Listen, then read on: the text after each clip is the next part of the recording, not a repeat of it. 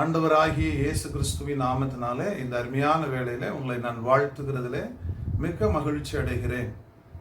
ஒரு முறை கூட இயேசுவை அறியாத இந்த பாரத தேசத்தின் மக்கள் மத்தியிலே உலகின் ஒளியாம் இயேசுவை ஏற்றி வைக்கும் உலகின் ஒளி மிஷனரி இயக்கத்தின் சார்பாக உங்களை நான் வாழ்த்துகிறதிலே மிக்க சந்தோஷம் அடைகிறேன். கர்த்தர் உங்கள் ஒவ்வொருவரையும் ஆசீர்வதிப்பாராக. இந்த நல்ல வேளையில நாம் ஒரு ஆண்டவருடைய வார்த்தையை சில நிமிடங்கள் நாம் தியானிக்க போகிறோம்.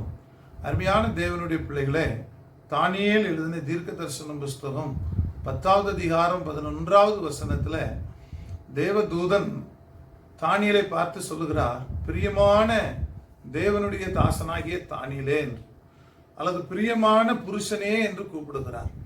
அருமையான தேவனுடைய பிள்ளைகளே, பரலோகத்தின் தேவன் தன்னுடைய தூதனை அனுப்பி தானியேலை பார்த்து அருமையான ஒரு வார்த்தை சொல்லுகிறார், நீ மிகவும் பிரியமானவன் என்று.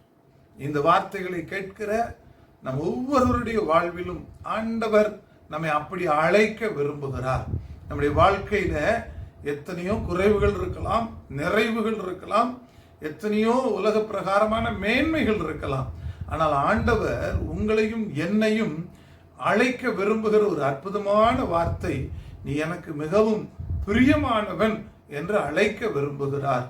இந்த நேரத்துல தானியேலை ஆண்டவர் அப்படி அழைக்க காரணம் என்ன என்பதை சுருக்கமாக ஒரு 3 காரியங்களை குறித்து நாம் சிந்திக்க போகிறோம். ஆண்டவர் நம்மோடு கூட இடைவிடுவாராக. நீங்க எந்த சூழ்நிலையில் இருந்தாலும், எந்த உலக பிரகாரமான குலத்துல இருந்தாலும், பரலோகத்தின் தெய்வம் உங்களை உருவாக்கின ஆண்டவர் உங்களை பார்த்து அவர் எனக்கு நீ பிரியமானவன் என்று அழைக்க விரும்புகிறார். அந்த தானியேல் இடத்துல இருந்த ஒரு நல்ல குணங்கள் தான் என்ன என்பதை நாம் பார்க்க போகிறோம். முதல் காரியம், ஆண்டவராகிய இயேசு கிறிஸ்து சொல்லியிருக்கிறார், இந்த உலகத்துல மனுஷனாய் பிறந்த எல்லா மனிதனுக்கும் பாடுகள் உண்டு.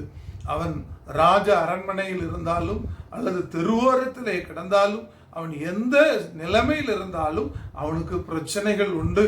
பிரச்சனைகள் இல்லாத ஒரு மனுஷன் இல்லை. நீங்களும் நானும் அதிகம் விரும்புகிற காரியம் என்ன? எனக்கு எந்த ஒரு பாடும் வரக்கூடாது, எந்த ஒரு கஷ்டமும் வரக்கூடாது என்றுதான் விரும்புகிறோம்.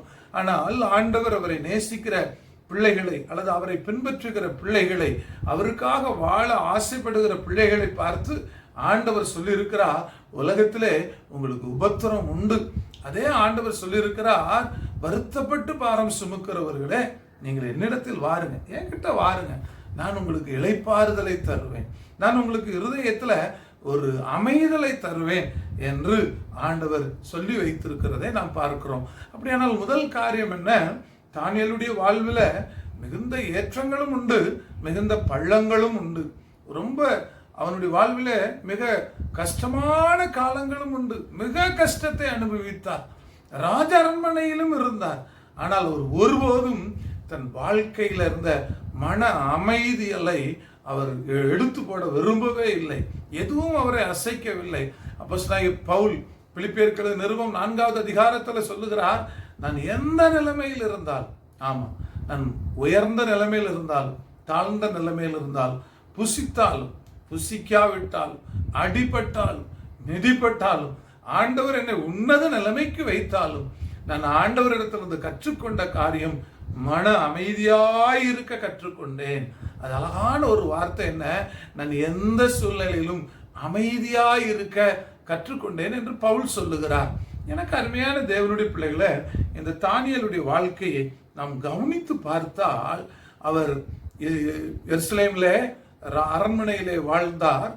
நேபுகாத்நேச்சர் அவரை பாபிலோன் தேசத்திற்கு அழைத்து கொண்டு போகிறார். ராஜ உடையோடு கூட இல்ல, கைதியாக அழைத்து கொண்டு போகிறார். எங்கும் அந்த தானியேல் புஸ்தகத்தை நீங்கள் வாசித்து பார்த்தால் அவர் எங்கும் புலம்பனதாக இல்லை, அமைதலாக இருக்கிறார். 1வது அதிகாரத்துல நாம் வாசிக்கும் பொழுது அவர் தன்னோடு கூட சில ஜெபிக்கிற நண்பர்களை சேர்த்து கொண்டு ஜெபிக்க ஆரம்பிக்கிறார். எனக்கு அருமையான தேவனுடைய பிள்ளைகளே, நாம் புலம்ப அழைக்கப்பட்டவர்கள் அல்ல, அமைதியாய் இருக்க அழைக்கப்பட்டவர்கள். இயேசுவும் சீஷர்களும் படகிலே போகும்போது புயல் அடித்தது, மழை பெய்தது, படகு அமிழத்தக்கதாக தண்ணீர் வந்தது. அந்த கடலிலே எத்தனையோ ஆண்டுகள் பயணம் செய்த, வாழ்க்கையை நடத்தின பேதுரு, யோவான், யாக்கோபு, இவர்கள் அந்திரேயா, இவர்கள் எல்லாரும் எவ்வளவு பிரயத்தனம் பண்ணினார்கள் அந்த படகை நிறுத்துவதற்கு. என்னென்னலாமோ செய்து பார்த்தார்கள், கூச்சலிட்டார்கள். ஆனால் அந்த படகுல ஒருவர் அமைதலாக தலையணை வைத்து படுத்து தூங்கி கொண்டிருக்கிறார். அவருக்கு எந்த ஒரு சலசலப்பும் இல்லை. கப்பல் மூழ்கி விடுமே, கடல் கொந்தளிக்கிறதே என்கிறதில்லை. அவர் அமைதலாக தூங்கி கொண்டிருந்தார். அதே போலதான் இந்த தானியேல் எருசலேமிலிருந்து அடிமையாக பாபிலோன் தேசத்திற்கு கொண்டு வரப்பட்ட போதும் அவர் புலம்பவில்லை, அவர் அமைதியாக இருந்தார். காரணம் என்ன? என்னை அழைத்த தேவன் என்னை புலம்ப அழைக்கவில்லை. என்னை அழைத்த தேவன் என்னை அமைதியாய் இருக்க என்னை அழைத்திருக்கிறார். எனக்கு அன்பான தேவ பிள்ளைகளே, தாவீது என்கிற தேவ மனுஷனுடைய வாழ்க்கையில பார்க்கிறோம். எல்லாம் இழந்து போனார். அவர் கண்ணீர் வடித்தார் சில நிமிடங்கள். பிற்பாடு என்ன? தன் தேவனாகிய கர்த்தருக்குள் திடப்படுத்திக் கொண்டு தன் இருதயத்தை அமைதல் படுத்தினதை நாம் பார்க்கிறோம். இதே தானியேலை பார்க்கிறோம். 6வது அதிகாரத்துல தெய்வத்தை தவிர வேற யாரையும் வணங்கக்கூடாது, வணங்கினால் சிங்க குகையிலே போடப்படுவார்கள் என்று சட்டம் இயற்றப்பட்ட போது கூட தானியேல் பதறவில்லை, கலங்கவில்லை, புலம்பவில்லை. வேதம் அழகாக சொல்லுகிறது, தானியேலோ என்றால். எவ்வளவு அருமையான ஒரு வார்த்தை பாருங்க.